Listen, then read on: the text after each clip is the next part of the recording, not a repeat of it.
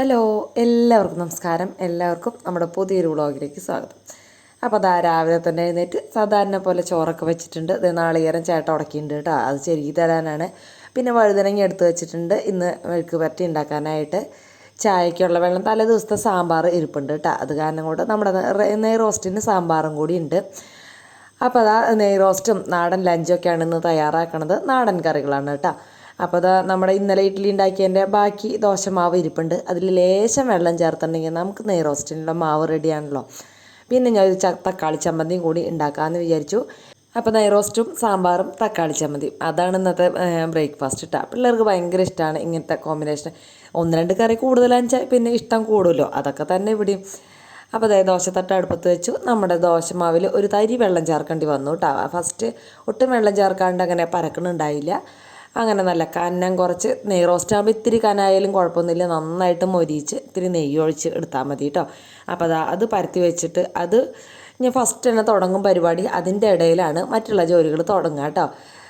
തക്കാളി ചമ്മന്തിക്കുള്ള തക്കാളിയും സവോള എടുത്ത് വെച്ചിട്ടുണ്ട്. ഇത്രയും തന്നെ അതിൽ ഐറ്റംസ് ഉള്ളൂ കേട്ടോ. പിന്നെ മുളക് പൊടി വെളിച്ചെണ്ണ ഉപ്പൊക്കെ തന്നെയേ വേണ്ടോ. എൻ്റെ തക്കാളി ചമ്മന്തി അത്രയേ ഉള്ളൂ കേട്ടോ. എന്നാൽ അടിപൊളി ടേസ്റ്റാണ് താനും. അപ്പോൾ അപ്പോഴേക്കും ചായ തിളച്ചു.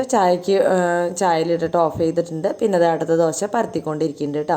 അപ്പോൾ ഈ ദോശ ഒരു മീഡിയം ഫ്ലെയിമിൽ ദോശ വയ്ക്കുകയെന്ന് വെച്ചാൽ നമുക്ക് അതിൻ്റെ ഇടയിൽ എല്ലാ ജോലികളും ചെയ്യാം. ആ ദോശ ഉണ്ടാക്കുന്ന പണികളും കഴിയും. ദോശ ഉണ്ടാക്കാനായിട്ടുള്ള സെപ്പറേറ്റ് ഒരു സമയമൊന്നും കണ്ടെത്തേണ്ട ഒരാവശ്യവും നമുക്കില്ല കേട്ടോ. പിന്നെ ചടുപടുന്നതിനെ കഴിയില്ല, ജോലികൾ സാധാരണ ചെയ്യണ പോലെ കഴിയില്ല, ഇത്തിരി ബുദ്ധിമുട്ടൊക്കെ ഉണ്ടാവും. എന്നാലും കുഴപ്പമില്ല അല്ലേ. അതൊരു കുഞ്ഞ് ചീനച്ചട്ടി വെച്ചിട്ട് അതിലേക്ക് ഇത്തിരി വെളിച്ചെണ്ണ ഒഴിച്ച് കൊടുത്തിട്ടുണ്ട്. പിന്നെ അതിലേക്ക് ഇത്തിരി മുളക് പൊടിയാണ് കേട്ടോ ഇടേണ്ടത്. അപ്പം ഞാൻ 2 മുളക് പൊടി എടുത്തുകൊണ്ട് വന്നു. കാശ്മീരി സാദാ മുളക് പൊടി കേട്ടോ.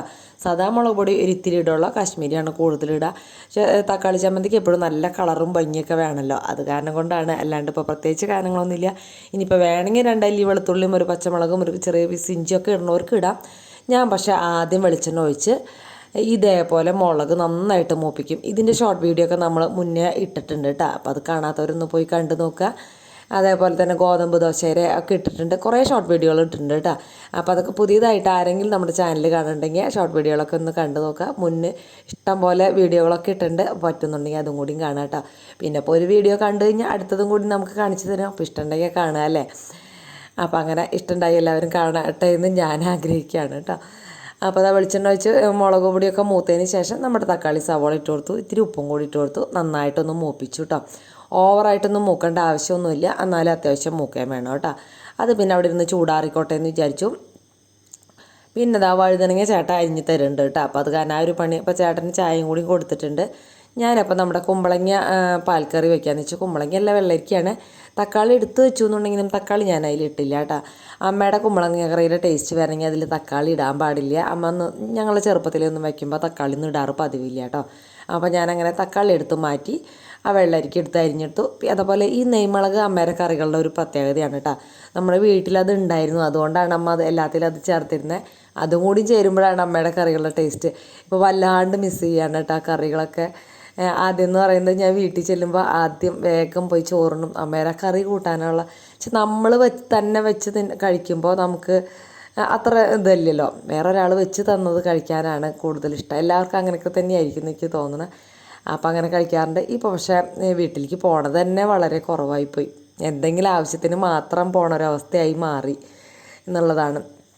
ഒഴിവില്ലാണ്ടായിപ്പോയി കേട്ടോ. പിന്നെ അകലേക്ക് പോകുന്നില്ലേ ഈ വീട്ടിലേക്ക്. വർത്താനം പറഞ്ഞ് ഇനി അമ്മയുടെ കാര്യം പറഞ്ഞ് ഇനി അത് പറയണില്ല. എന്താ ചെഞ്ചട്ടി അടുപ്പത്ത് വെച്ച് വെളിച്ചെണ്ണ ഒഴിച്ച് നന്നായിട്ട് ചുവന്നുള്ളിയും വെളുത്തുള്ളിയും കൂടി ഇട്ട് കൊടുത്തിട്ടുണ്ട്. അത് ഒന്ന് മൊരിഞ്ഞ് വരുമ്പോൾ ഇത് ചതച്ച മുളക് ഇട്ട് കൊടുക്കുക കേട്ടോ. ഇത് പൊടി ഇട്ടുണ്ടെങ്കിൽ അത്ര ടേസ്റ്റ് ഉണ്ടാവില്ല. ഇതേപോലെ ചതച്ച മുളക് തന്നെയാണ് തൃശ്ശൂർക്കാർ മെഴുക്ക് പറ്റിയിലൊക്കെ ചേർക്കുക കേട്ടോ.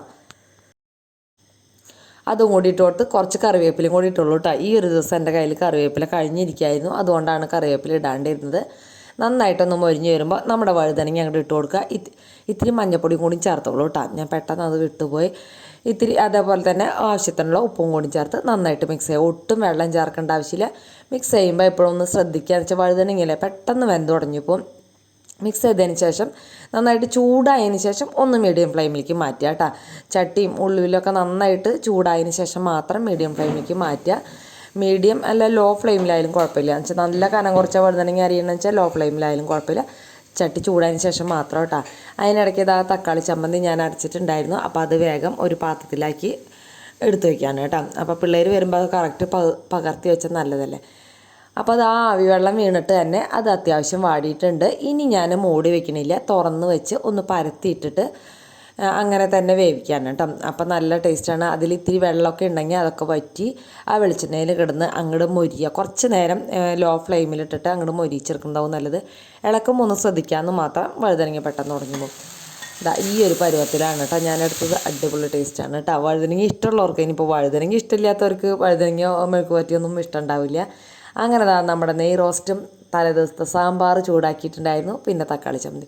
വലിയ പണിയൊന്നും പറയാണ്ടായില്ല, സാമ്പാർ ഉണ്ടാക്കേണ്ടി വന്നില്ലല്ലോ. അപ്പോഴേക്കും വെള്ളരിക്കയൊക്കെ റെഡിയാക്കിയിട്ടുണ്ട്. അതിലേക്ക് നമ്മുടെ നെയ്മുളക് അങ്ങോട്ട് നീളത്തിലോ വട്ടത്തിലോ എങ്ങനെയെങ്കിലുമൊക്കെ ഒന്ന് അരിഞ്ഞ് ഇട്ട് കൊടുക്കാം കേട്ടോ. പിന്നെ നമുക്ക് അതിലേക്ക് പൊടികളായിട്ട് വേണ്ടത് മുളക് പൊടി, മല്ലിപ്പൊടി, മഞ്ഞൾപ്പൊടിയാണ് കേട്ടോ. മുളക് പൊടി കാശ്മീരി ഒന്നും ഇതിൽ ചേർക്കേണ്ട ആവശ്യമില്ല. ചുവപ്പ് കളറല്ല കേട്ടോ, കുമ്പളങ്ങ ചെറിയ മഞ്ഞ കളറാണ് ഈ ഒരു കറിക്ക് നല്ലത്. അപ്പോൾ അങ്ങനെ മല്ലിപ്പൊടി ഒരു 1.5 ടീസ്പൂണൊക്കെ ഇട്ടുണ്ടാവും. മുളക് പൊടി 1 ടീസ്പൂൺ തന്നെ ഇട്ടിട്ടുള്ളൂ. ഉപ്പും കൂടി ആവശ്യത്തിന് ഇട്ടിട്ട് ആ പാകത്തിനുള്ള വെള്ളം ഒഴിച്ച് വേവിക്കാൻ വയ്ക്കുക. ഇത് വെന്ത് കഴിയുമ്പോൾ തേങ്ങാപ്പാൽ ഒഴിക്കുന്നതാണ് കൂടുതൽ ടേസ്റ്റ്. അമ്മ അങ്ങനെയാണ് കേട്ടോ വയ്ക്കുക. ഞാൻ പക്ഷേ കുറച്ച് നാളികേരം അരച്ച് ചേർക്കുകയാണ് ചെയ്തത്. ഒരു 2 പിടി നാളികേരം എടുത്ത് അരച്ച് ചേർത്തു കേട്ടോ. അല്ലെങ്കിൽ പിന്നെ ഇത്തിരി കൂടി കൂടുതൽ നാളികേരം എടുത്തിട്ട് നാളികേരപ്പാൽ പിഴിഞ്ഞ് വെച്ച് അങ്ങനെ ആയാലും കുഴപ്പമില്ല. അപ്പോൾ അതൊക്കെ ചൂടായിട്ട് അപ്പോഴേക്കും ചേട്ടൻ ചോപ്പ് പൂവാറായിട്ട് അത് കാരണം കൊണ്ട് ചോറ് വേഗം എടുത്തുകൊണ്ട് വന്നു. ശരിക്കും അങ്ങോട്ട് വെന്തിട്ടുണ്ടായിരുന്നില്ല. ചേട്ടനുള്ളത് ഊറ്റി മാറ്റി വെച്ചിട്ട് ഞാൻ പിന്നെ വീണ്ടും തെർമൽ കുക്കറിൽ തന്നെ കൊണ്ടുവച്ചു കേട്ടോ. അല്ലെങ്കിൽ വേവില്ലല്ലോ ശരിക്കും. പിന്നെ കുമ്പളങ്ങ വെന്തോ നോക്കി നന്നായിട്ടൊന്ന് വെന്ത് കഴിഞ്ഞാൽ പിന്നെ നമുക്ക് തേങ്ങാപ്പാൽ ഒഴിച്ച് കൊടുക്കാം കേട്ടോ. തേങ്ങാപ്പാലും കൂടി ഒഴിച്ച് നന്നായിട്ടൊന്ന് മിക്സ് ചെയ്തതിന് ശേഷം ആവശ്യത്തിനുള്ള ലൂസാക്കി എടുക്കുക. അരച്ചൊഴിക്കുകയെന്ന് വെച്ചാൽ ഇത്തിരി ലൂസുള്ള കറിയാണ് കേട്ടോ. ഇത് അങ്ങനെ കട്ടിയായിട്ടിരിക്കുന്ന ഒരു കറിയല്ല. നന്നായിട്ട് തിളച്ച് ഒന്ന് കുറുതായി കിട്ടിയാൽ മതി. വറ്റി അങ്ങനെ ഇരിക്കുകയൊന്നും വേണ്ട, ഒന്ന് കുറുതാവണം കേട്ടോ. തിളച്ചിട്ട് അത്രയേ ഉള്ളൂ. നന്നായിട്ട് തിളച്ച് കുറുതായി കഴിഞ്ഞാൽ ചെറിയ ഉള്ളി ഉണ്ടല്ലോ, ചെറിയ ഉള്ളിയും അതേപോലെ കറിവേപ്പിലയും കൂടി വെളിച്ചെണ്ണയിൽ ഫ്രൈ ആക്കി ഇതിലേക്ക് ഇടുക. ഞാൻ പറഞ്ഞില്ലേ എൻ്റെ കയ്യിൽ കറിവേപ്പില ഉണ്ടായിരുന്നില്ല എന്ന്, അത് കാരണം കൊണ്ടാണ് കേട്ടോ കറിവേപ്പില ഇടായിരുന്നത്. അത് കഴിഞ്ഞ് പിന്നെ ആ പാത്രം കഴുകുന്ന പരിപാടിയാണ്. ബാക്കി എല്ലാ പരിപാടിയും കഴിഞ്ഞു കേട്ടോ. അപ്പോൾ ഇന്ന് ഓഫീസിലേക്ക് ഫോൺ വിളിച്ചപ്പോൾ പറയണ്ടായിരുന്നു എൻ്റെ ശബ്ദത്തിൻ്റെ ഭയങ്കര പൗരുഷം വന്ന പോലെയെന്ന്. അത് ചുമയാകാനും തൊണ്ട അങ്ങനെ ഇതായിട്ട്, അല്ലെങ്കിലും ഇത്തിരി ബാസ് കൂടുതലല്ലേ എൻ്റെ ശബ്ദത്തിന്, സാധാരണ ശബ്ദത്തെക്കാളും. എന്താ ചെയ്യുക അല്ലേ. അത് അതിനിടയ്ക്ക് പാത്രം കഴുകൽ കഴിഞ്ഞു. പാത്രം കഴുകൽ കൊണ്ട് കഴിഞ്ഞാൽ നമ്മുടെ പണികൾ അടുക്കളയിലത്തെ കഴിഞ്ഞ് കിട്ടിയിട്ടാണ്. ലാസ്റ്റ് ഞാൻ മിക്കവാറും പാത്രം കഴുകാൻ വെച്ചാൽ ദോശ ഉണ്ടാക്കണതിൻ്റെ ഇടയിലല്ലേ പണികളെടുക്കുന്നത്. പിന്നെ അതിൻ്റെ ഇടയിൽ പാത്രം കഴുകാൻ പറ്റില്ല. ഇടയിൽ പാത്രം കഴുകാൻ ചെയ്യുകയാണെങ്കിൽ നല്ലതാണ് കേട്ടോ. നമ്മുടെ കുക്കിങ് കഴിയണോടുകൂടി അത് കഴിയും. പിന്നെ ഞാൻ വേഗം അങ്ങോട്ട് അടുക്കളയൊക്കെ തുടച്ച് പരിപാടികളൊക്കെ കഴിക്കും. ഈ ഒരു സമയമാകുമ്പോഴേക്കും എനിക്ക് നല്ല തിരക്കുള്ള സമയമാവും കേട്ടോ. എന്നാലും അതുകൊണ്ടാണ് ഞാൻ ഈ പാത്രങ്ങൾ മാത്രം അങ്ങോട്ട് ആക്കി വെച്ച് ഷൂട്ട് ചെയ്യുന്നത്. പിന്നെ എനിക്കുള്ള ചോറ് പകർത്തിയാണ്. അപ്പോൾ ഒരു ലഞ്ച് ബോക്സ് കാണിക്കാമെന്ന് വെച്ചിട്ട് അങ്ങനെയൊക്കെ അത് വീഡിയോ ഇടാമെന്ന് വിചാരിച്ചിട്ട് പിടിച്ചതാണ് കേട്ടോ. പക്ഷേ എനിക്കത് അങ്ങോട്ട് ഇഷ്ടമായില്ല ഷൂട്ട് ചെയ്തത്, അത് കാരണം ഞാൻ അങ്ങനെ ചെയ്തില്ല. അപ്പോൾ ഒരു 3 ചോറ് ഇട്ടിട്ടുണ്ട്. അതിലേക്ക് കൊണ്ടാട്ട മുളക് കേട്ടോ, തിങ്കൾ കൊണ്ടാട്ടാണ്. അതും കൂടി വറുത്ത് വെച്ചിട്ടുണ്ട്. വറുക്കുന്നത് കാണിച്ചില്ല അല്ലേ. പിന്നെ വഴുതനങ്ങ ഉപ്പേരി നോക്കിയപ്പോൾ കുഞ്ഞു പാത്രങ്ങളൊന്നും കാണാനില്ല. പിള്ളേരുടെ ബാഗിൽ പെട്ടുപോയി എന്താണെന്നറിയില്ല. അപ്പോൾ ഇവിടെയൊന്നും കാണാനില്ല. അപ്പം ഞാൻ പിന്നെ ഒക്കെ പാത്രത്തിലേക്ക് ആക്കി. പിന്നെ കുമ്പളങ്ങ കറി ഒരു പാത്രത്തിലേക്കും ആക്കി, വേറൊരു പാത്രത്തിലേക്ക് ആക്കി കേട്ടോ. എല്ലാവർക്കും ഓരോ സ്റ്റീൽ പാത്രം നീളത്തിലുള്ളതും വട്ടത്തിലുള്ളതൊക്കെ ഉണ്ട്. പക്ഷെ ചില നേരത്തെ ഇവർ അവിടെ ഇവിടെയൊക്കെ കൊണ്ടുവച്ചിട്ട് ഒന്നും കാണില്ല. അപ്പോൾ ഞാനാണ് ഏറ്റവും ലാസ്റ്റ് പോണത്. അപ്പോൾ എനിക്കായിരിക്കും പോരായ. പിന്നെ പിള്ളേർക്കൊക്കെ കൃത്യമായിട്ട് ആക്കി കൊടുക്കാനായിട്ട് ഞാൻ ശ്രദ്ധിക്കും കേട്ടോ. ചേട്ടനായാലും നമുക്ക് പിന്നെ ഇത്തിരി കുറഞ്ഞാലും കുഴപ്പമില്ലല്ലോ എന്ന് ചിന്തിക്കും. എല്ലാ അമ്മമാരും അങ്ങനെ തന്നെയായിരിക്കും അല്ലേ. അപ്പോൾ ഇന്നത്തെ നാടൻ ലഞ്ചാണ്. ചോറും കുമ്പളങ്ങക്കറിയും വഴുതനങ്ങ ഉപ്പേരിയും കൊണ്ടാട്ട മുളകും. അടിപൊളിയല്ലേ. അത് കഴിഞ്ഞ് ജോലിക്കൊക്കെ പോയി തിരിച്ച് വന്ന് വൈകുന്നേരം ഞാൻ ഒരു ഉണക്കമീനും കൂടി വറക്കാമെന്ന് വെച്ചിട്ടാ. ഈ കറിയൊക്കെ ഉണ്ട്, വഴുതനങ്ങ ഒന്ന് ഒരിത്തിരിയുള്ള കുമ്പളങ്ങക്കറി ഇരിപ്പുണ്ട്. അപ്പോൾ പിന്നെ അതേപോലെ തക്കാളി ചമ്മന്തിയും നന്നായിട്ടൊന്ന് ചൂടാക്കിയെടുത്തു. നമ്മുടെ കണ്ടപ്പൻ രണ്ടാമത് വന്ന് കറിയാണ്. അതിൻ്റെ കാരണം എന്ന് വെച്ചാൽ ഉണക്കമീൻ്റെ സ്മെല്ലടിച്ചപ്പോഴാണ് കേട്ടോ അവൻ വന്നിട്ടുള്ളത്. ഞാൻ എന്നിട്ട് വിചാരിച്ചു അവനിനി വിശപ്പ് മാറാണ്ടാവും വെച്ചിട്ട് രണ്ടാമതും ഫുഡ് ഇട്ട് കൊടുത്തു. അതിൻ്റെ ഒന്നും അവന് ആവശ്യമില്ല. പിന്നെ ഞാൻ ഉണക്കമീൻ്റെ ഒരു കുഞ്ഞു പീസ് കൊടുത്തപ്പോൾ അവന് സമാധാനം കിട്ടി. അവൻ പോയി കേട്ടോ. പിന്നെ അവനത് കിട്ടണം എന്നുള്ളൊരു വാശി പോലെയാണ്. ഞാൻ പറയില്ലേ, കണ്ടപ്പനും കുഞ്ഞു പൂജയ്ക്കും ഇത്തിരി അധികാരം കൂടുതലാണ്. അവരാണ് ഇവിടുത്തെ ആൾക്കാരെന്നുള്ളൊരു ഭാവം. ബാക്കിയുള്ളവരൊക്കെ ഫുഡ് കഴിക്കുന്ന നേരത്തേക്ക് മാത്രം വരും. അവർ കഴിച്ച് അവർ അപ്പുറത്തെ സൈഡിൽ നീങ്ങിയിരിക്കും. ഞാൻ അടുക്കള വാതിൽ തുറക്കുമ്പോൾ ഓടി വരും കേട്ടോ ആ ശബ്ദം കേൾക്കുമ്പോൾ. കുറച്ച് കൂടുതൽ മുളക് പൊടി ഇട്ടിട്ടാണ് ഫ്രൈ ആക്കിയത്. എന്ന് വെച്ചാൽ കുമ്പളങ്ങ കറി എന്ന് പറയുന്നത് എന്താ പറയുക, അതൊരു പാവം കറിയല്ലേ, വല്ലാണ്ട് ചൊടിയുള്ള ഒരു കറിയൊന്നല്ലല്ലോ. അപ്പം അതിന് ഇത്തിരി സൈഡായിട്ട് എപ്പോഴും ചൊടിയുള്ള സാധനങ്ങൾ വേണം. അത് കാരണം കൊണ്ട് ഇത്തിരി കൂടുതൽ മുളക് പൊടി ഇട്ട് വറുത്തു കേട്ടോ. അപ്പോൾ ഇത്രയുള്ള വൈകുന്നേരത്തേക്ക് ആ തക്കാളി ഞാൻ നന്നായിട്ടൊന്ന് റോസ്റ്റ് ചെയ്തെടുത്തു കേട്ടോ. അപ്പോൾ അത് ആ വീഡിയോ ഇഷ്ടപ്പെട്ടെങ്കിൽ ലൈക്ക് അടിക്കാൻ മറക്കില്ലല്ലോ. അതുപോലെ തന്നെ കമൻറ്റ് എഴുതാനും. ഓക്കെ.